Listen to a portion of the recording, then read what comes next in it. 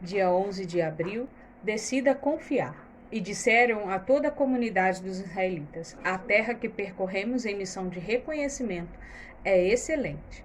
Se o Senhor se agradar de nós, ele nos fará entrar nessa terra, onde há leite e mel com fartura, e dará a nós. Números capítulo 14, versos 7 e 8. Quando o Senhor prometeu ao povo de Israel a terra prometida, fez que aquele povo, outrora escravo, fosse para a terra. Eles peregrinaram 40 anos, mas poderiam ter realizado o trajeto em poucos dias. Quando Moisés enviou os espias para observarem a terra prometida, havia a promessa de que eles possuiriam aquela terra. A Bíblia nos mostra que, dos 12 espias, 10 voltaram com relatório pessimistas. É surpreendente que os 12 viram as mesmas coisas, mas só Josué e Calebe foram otimistas. Disseram que, se fosse do agrado do Senhor, teriam vitória. Já aconteceu com você de outras pessoas verem o mesmo cenário, mas as percepções serem diferentes? E, consequentemente, as ações também? Foi justamente o que aconteceu. Como resultado dessa percepção negativa, todo aquele povo arcou com as ações de apenas 10 pessoas. Na vida temos duas escolhas: trilhar o caminho da dúvida, das circunstâncias contrárias, quando você usa a força dos braços, acreditando ser autossuficiente, ou trilhar o caminho de fé e confiança, sabendo que aquilo que lhe cabe fazer, você fará. Mas no tocante àquilo que foge das suas possibilidades, você confia em que Deus entrará com providência e, se for preciso trazer à existência aquilo que não existe, Ele o fará para abençoar você. Se outros veem dificuldades, tenha fé e veja ali o milagre e o mover de Deus. Muitas vezes o cenário é de caos, mas será que tudo o que há é só caos? Se for um lugar sem vida, clame ao Senhor que dá vida para que Ele sopre um novo fôlego sobre a situação em que você se encontra. Você só será um fracasso se desistir antes de começar.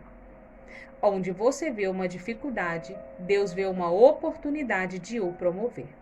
Leitura bíblica, Gênesis capítulo 37.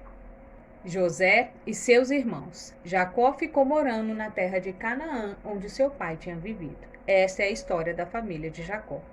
Quando José era um jovem de 17 anos, cuidava das ovelhas e da cabra, junto com seus irmãos, os filhos de Bila e de Zilpa, que eram mulheres do seu pai. E José contava ao pai as coisas erradas que seus irmãos faziam. Jacó era um velho quando José nasceu e por isso ele o amava mais do que todos os seus outros filhos. Jacó mandou fazer para José uma túnica longa de mangas compridas. Os irmãos viam que o pai amava mais a José do que a eles e por isso tinham ódio dele e eram grosseiros quando falava com ele. Certa vez José teve um sonho e contou aos seus irmãos. Aí é que ficaram com mais raiva dele porque ele disse assim: escutem que eu vou contar um sonho que tive. Sonhei que estávamos no campo amarrando feixes de trigo. De repente, o meu feixe ficou de pé e os feixes de vocês se colocaram em volta do meu e se curvavam diante dele. Então os irmãos perguntaram: quer dizer que você vai ser nosso rei e que vai mandar em nós? E ficaram com mais ódio dele ainda por causa dos seus sonhos e do jeito que ele os contava.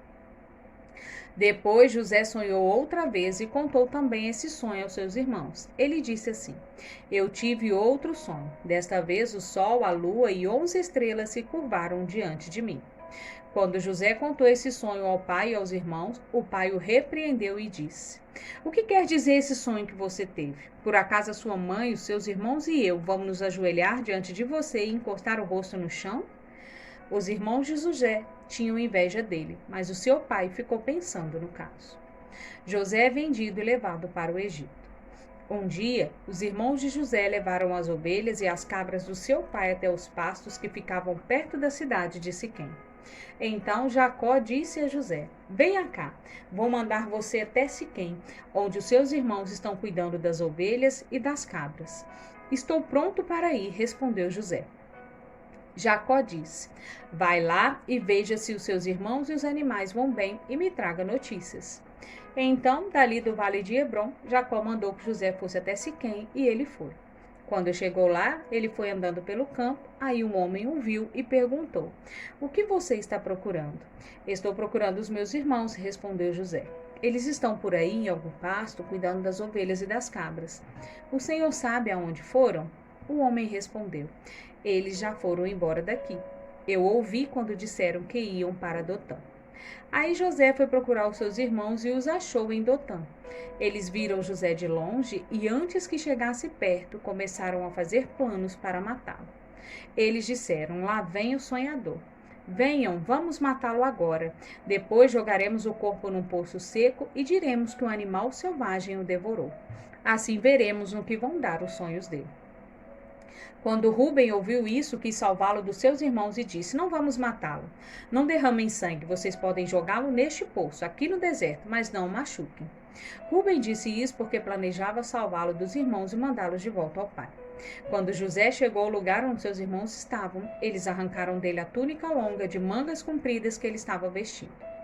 Depois o pegaram e jogaram no poço que estava vazio e seco, e sentaram-se para comer. De repente, viram que ia passando uma caravana de ismaelitas que vinha de Gileade e ia para o Egito.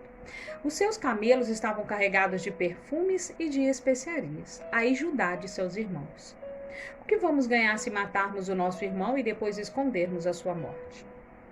Em vez de o matarmos, vamos vendê-los a esses ismaelitas. Afinal de contas, ele é nosso irmão, é do nosso sangue. Os irmãos concordaram. Quando alguns negociantes midianitas passaram por ali, os irmãos de José o tiraram do poço e o venderam aos ismaelitas por 20 barras de prata. E os ismaelitas levaram José para o Egito. Quando Rúben voltou ao poço e viu que José não estava lá dentro, rasgou as suas roupas em sinal de tristeza.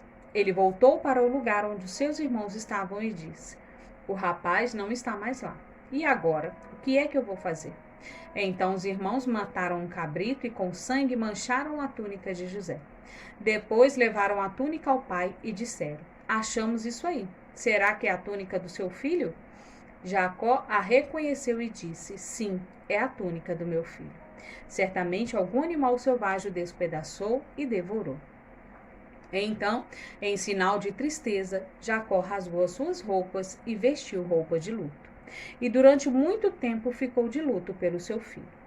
Todos os seus filhos e filhas tentaram consolá-lo, mas ele não quis ser consolado e disse: vou ficar de luto por meu filho até que vá me encontrar com ele no mundo dos mortos.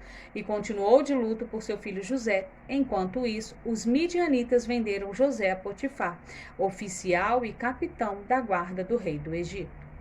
Palavra-chave: confiança.